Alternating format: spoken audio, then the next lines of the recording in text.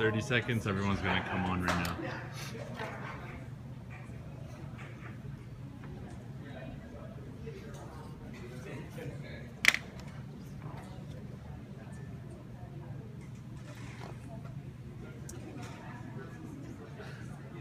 Hey everybody, it's Harvey Levin. We just broke a big story on our website.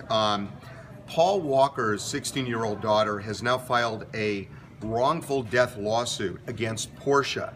And she is saying that her dad was burned alive during the crash that took his life. And it was Porsche's fault, that there was a defect. There were multiple defects in this car. Paul was a passenger in the car, which was a Carrera GT. You remember his friend Roger Rodas was driving the car, and it swerved out of control and hit a tree, burst into flames. Here's what they are saying. They are saying that when the car broke apart on impact, Paul was trapped in his seatbelt, and this is pretty gruesome stuff.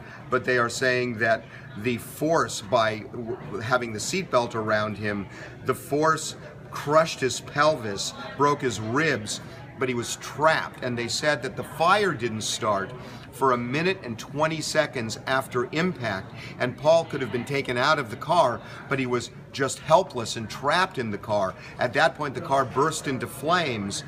And then, according to the lawsuit, and this is what's important, they say Paul Walker breathed soot into his trachea while the Porsche Carrera GT burned.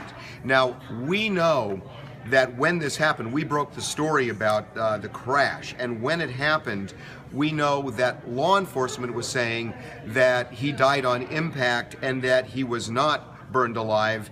And we had gotten information that there was black soot in his trachea. They strongly disputed that, but according to the lawsuit, they are saying that indeed he did have this black soot, suggesting that he was taking breaths while the fire was burning, which is absolutely horrific. They are saying more. They're saying that speed was not the underlying factor that caused the crash. The law enforcement said that Roger Rodas may have been going 90 miles an hour. They're saying that it was somewhere between 63 and 71, and the real issue was the stabilization of the Porsche, that the car was very unstable by nature. And there was a certain device they call a Porsche Stability Management System, which stabilizes these cars and could have stabilized the GT, according to the lawsuit, but Porsche intentionally decided, according to the suit, not to put that stabilizing device in the car, and as a result, it lost control and ultimately hit the tree. So they are squarely blaming Porsche for this accident.